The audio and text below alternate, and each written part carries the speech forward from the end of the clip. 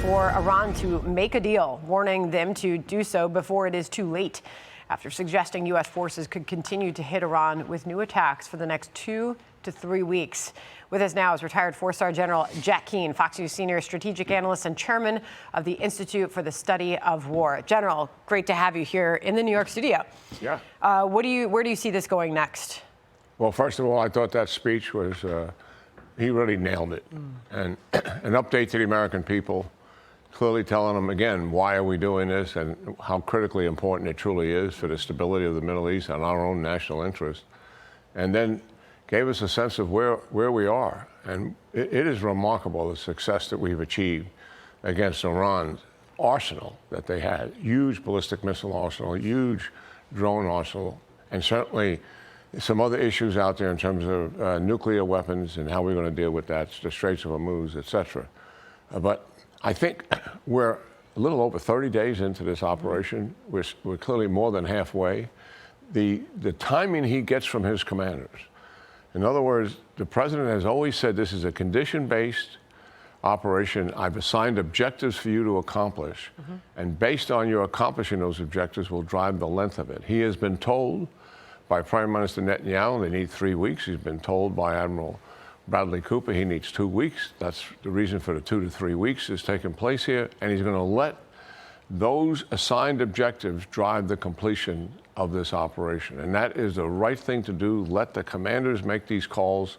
They're not people in the White House to make the call. And that's the way you want a national leader behave in terms of working with his subordinates. So we have some work to do, and it's still cleaning up drones and missiles, to be sure. In nuclear, he brought that up a little bit in terms of what's out there. I think he has a choice. Does he try to do more destruction of that capability, or does he go in there and try to take that capability out? Any way you look at it, he doesn't want nuclear weapons, obviously, to get anywhere close to the Iranians being able to execute it, which has been his #1 concern about Iran from the outset. Yep.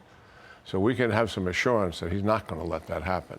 And he's been steadfast and resolved about this. I give him a lot of credit.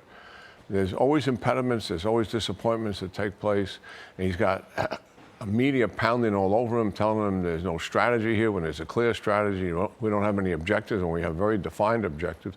By the way, if you ask these commanders out there in the IDF or in CENTCOM, do they have clear objectives and what the end state is? You betcha they do, as clear as they've ever had.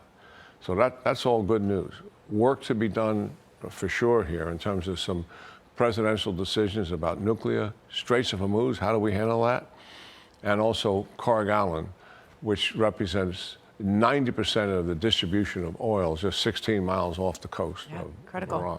Work to be done, you say. And it was interesting yesterday, he didn't talk about a potential ceasefire and negotiations that we'd heard him talk about with the Iranians before. He said he's not ending until the job is done, and also reminding people it's only been a month. And that all suggests that there is more to be done. And there are troops ready to move. You know, you've talked about the difficulty of getting into the uranium, getting the 400 kilograms back. What do you think? Which one of those is very plausible? And do they have to take place for this to be a success? The removal of the uranium and the opening of the Straits of Hormuz? Well, I think it depends on what the condition of the uranium is. And what we want to make certain is they're not going to be able to access this, and they're not going to be able to use it anytime soon. So that'll factor into the decision. And that decision would be, do we try to destroy it or do we extract it? Obviously, if we're going to extract it, that's an operation on the ground. And the risk associated with that will certainly be made clear to the president.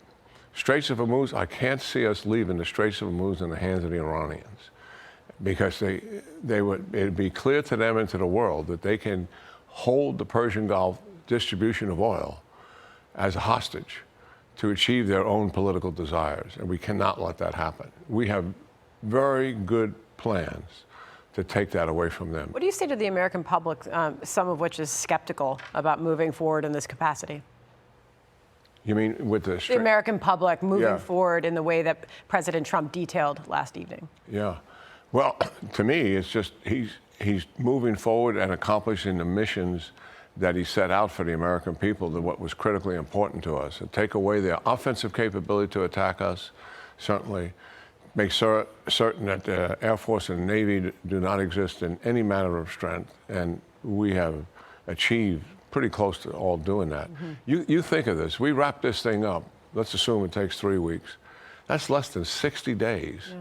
We're dealing with a country that has 90 million people, a very robust military capability, and have taken that down and removed them as the predator that they are in the region. And been that predator. It's not that they just got on the horizon.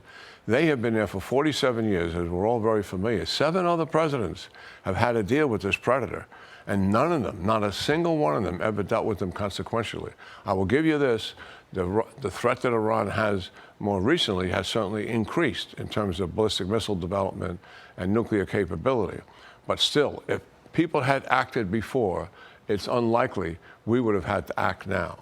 And thank God the president saw the reality, saw the danger, and faced up to it and said, we have got to do something about it. What really was the stimulus, after the 12-day war, their thinking in Iran, which we're privileged to know, they went right back full throttle to ballistic missile development, nuclear development, drone development, and started to fund money to the proxies. We looked at that and said, no change. Yeah. We're going to have to force a change on it. Good to have you here today, General. Yes. Thank you very much for being here. Thanks, General. Be sure to like and subscribe for all the Fox News latest on YouTube and catch full shows streaming now on Fox One.